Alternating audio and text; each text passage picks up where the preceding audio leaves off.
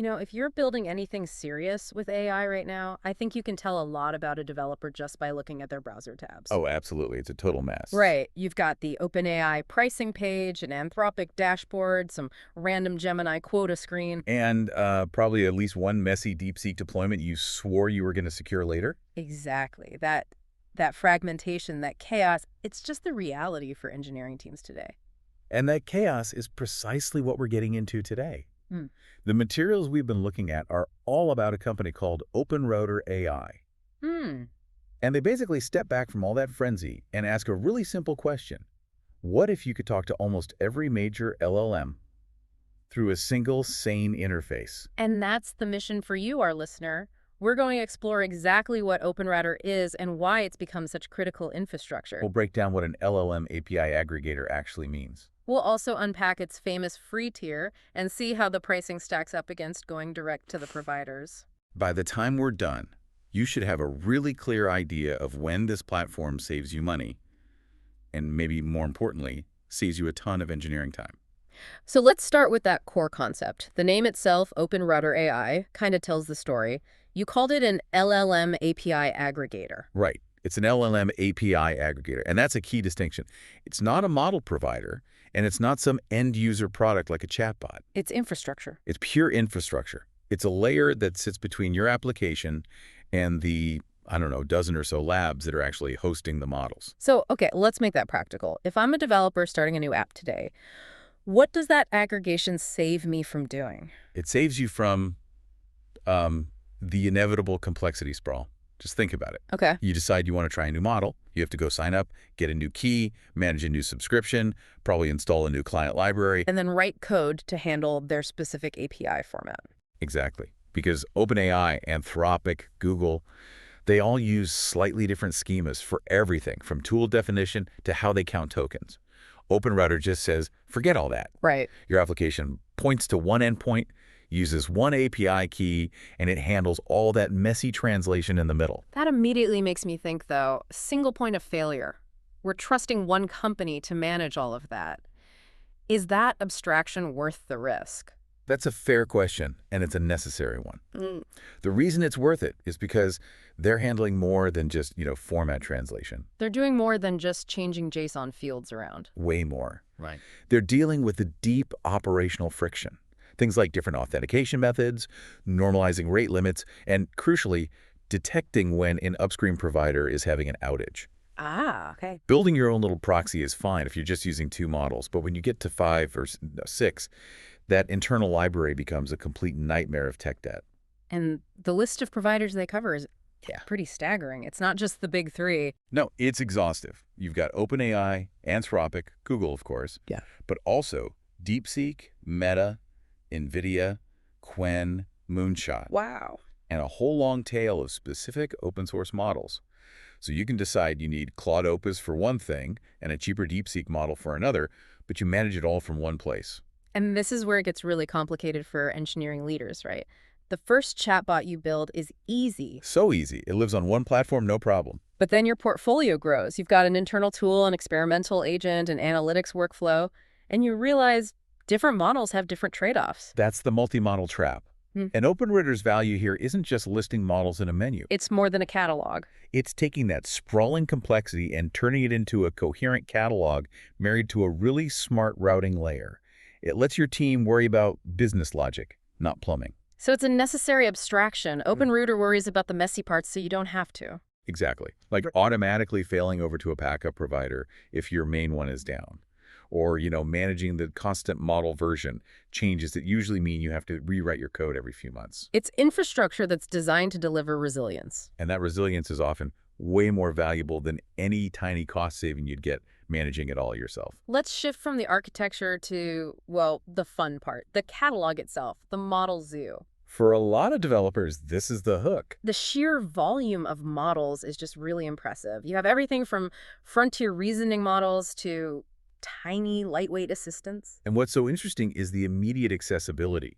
You can use open source heavy hitters like all the Llama 3 variants without having to run your own GPU fleet. Which is usually the blocker for using top-tier open models. That cost is prohibitive. It's a massive operational burden just lifted, gone.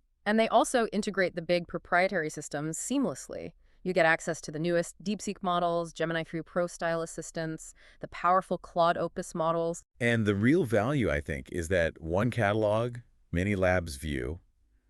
It's so consistent. How so? You just select the model name you want, and you send your messages in the exact same chat format every single time. The platform abstracts away everything else. So I don't need to care that DeepSeek uses a different input structure than Anthropic? You don't. It just works. And we should also mention the long tail of models, the more niche and often less restricted ones. Oh yeah, those are a huge draw for power users or people building things like character chat applications.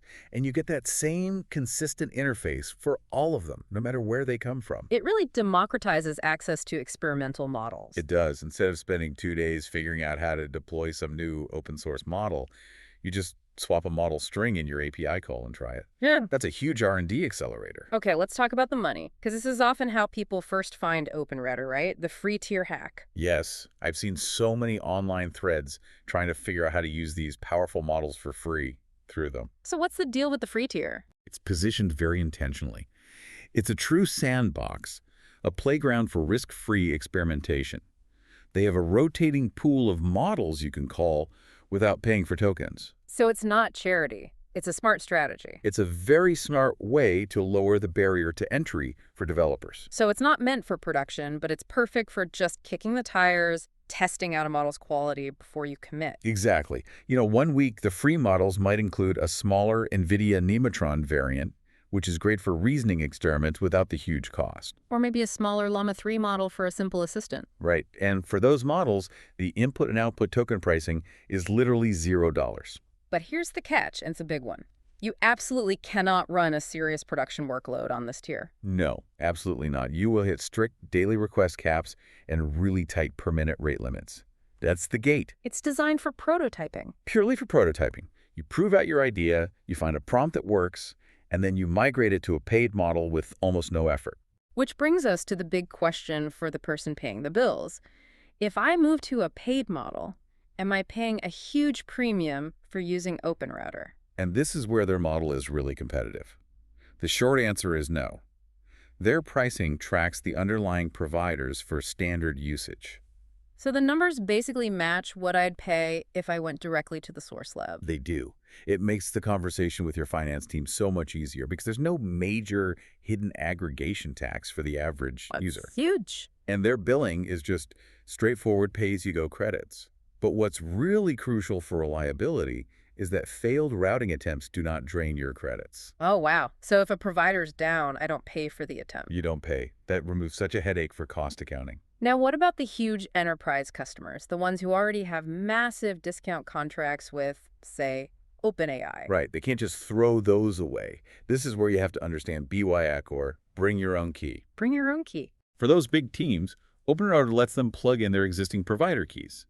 OpenRouter then just acts as the smart routing and logging layer on top of their existing contract. I see. So they charge a smaller platform fee for that service. A modest fee, yeah, and only after a very generous free allowance. So the enterprise keeps its discounts, but gains the central control panel and the automatic fallbacks that OpenRouter provides. It's the only way those big customers can adopt a service like this without tearing up millions of dollars in existing contracts. It makes OpenRouter essential middleware, not just a payment gateway. Let's switch to the developer perspective again, specifically on data trust. Anytime you add an intermediary, security and compliance alarms start going off. Of course. Who sees my prompts? What gets stored? Exactly. Their data policy is designed to handle that anxiety right up front. Logging is strictly opt-in. Opt-in, so by default. By default, if you don't touch anything, your prompts and completions are treated as purely transient routing data. They're only used to make the request, and then they're gone. What about organizations with really sensitive workloads, like in finance or healthcare, where you might need something like zero data retention?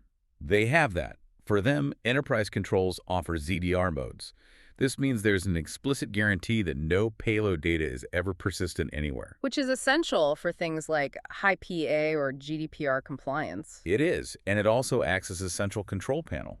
You can set rules, for instance, to enforce that sensitive traffic must bypass providers located in certain countries. So you get compliance controls that would be almost impossible to manage if you were juggling a dozen different APIs yourself. Exactly. Now, despite all this complexity we're talking about, BIO, ZDR, all these layers developers often say the actual integration is refreshingly boring. Which is the highest compliment you can pay to infrastructure. So true. And that gentle migration path is possible because they leverage the official OpenAI SDK. Okay, so walk me through that. If I have an existing app using the OpenAI client, what's the actual code change? It's basically one line. You just swap out the base URL. That's it. You set the base URL to https://openrouter.aapv1, and you use your OpenRouter API key instead of your OpenAI key. That's the change. That sounds almost too simple. Does it work with advanced features like streaming or function calling? It does, and that's the genius of the abstraction.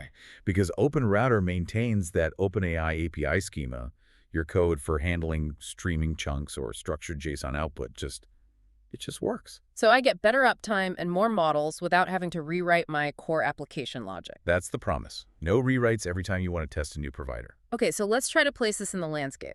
You have OpenAI, you have services like Perplexity, and you have OpenRouter. How does a builder decide? This is a really important comparison. Yeah. You have to ask what problem each one is solving. Right. OpenAI is a model provider. They give you the model, the ecosystem, the first-class features like the Assistance API. Okay. Perplexity. Perplexity is an integrated product. It's an amazing end-user tool for research that combines search and LLMs. And OpenRouter is? OpenRouter is pure infrastructure. So I'd use Perplexity for a polished research tool. I'd go to OpenAI directly for their unique, deep ecosystem features. When do I reach for OpenRouter? You reach for OpenRouter when you need model neutrality and resilience in your own UI. It's the tool you use to A/B test DeepSeek against Claude inside your product. Or when I need that automatic fallback routing if a provider goes down. Exactly. When you need that orchestration layer without having to build it yourself. Which means for most serious teams, the answer isn't one or the other, it's hybrid. It's the inevitable conclusion. Mature teams will use OpenAI for its proprietary features, maybe use Perplexity for internal research, and then lean heavily on OpenRouter as the backbone for other internal tools and customer-facing features. Let's summarize the pros for a developer then. What's the shortlist? Okay, number one, consolidated access. One key, many models, it kills dashboard fatigue. Number two, Cutting-edge accessibility. Easy access to competitive models like DeepSeek or high-context Qwen without the operational pain. And integrated resilience. The automatic routing and fallbacks that shield your users from provider outages. That's a huge one. that all sounds great, but there have to be trade-offs. What are the cons? There are 3 key ones. First, you will always have a tiny bit of extra network latency. It's usually not noticeable, but it's there. Okay, what else? Second, you're adding another service to your critical path. You have to track OpenRouter in your own incident monitoring. And the third? You're relying on them to stay on top of provider changes, pricing updates, model deprecations, and so on. But for most teams with more than one LLM-powered application, those costs seem pretty small compared to the benefits of the abstraction. I agree completely. If you build anything serious with LLMs, you hit this multi-provider wall. The safety team wants Claude, the data team wants DeepSeek, and finance wants a single bill. And OpenRouter turns that organizational tension into a coherent system. Into a manageable, auditable system, yes. So the final verdict here is that it works best when you treat it as shared strategic infrastructure. Absolutely. The recommendation for you, the listener, is pretty simple. Yeah. Kick the tires this week, wire it up to a small project, get a feel for the logs, the routing, how it all works. Because if you care about iterating fast, if you need cost visibility, and if you value the freedom to swap models without weeks of refactoring, Which every competitive team should. then OpenRouter really deserves a permanent spot in your architecture. And here's a final thought to mull over. Just think about how quickly your product team could adapt if a new, better, cheaper model came out tomorrow. What if the cost of switching was just changing a single line in a config file instead of a whole engineering sprint? That speed, that ability to pivot, that's the real leverage OpenRouter is selling.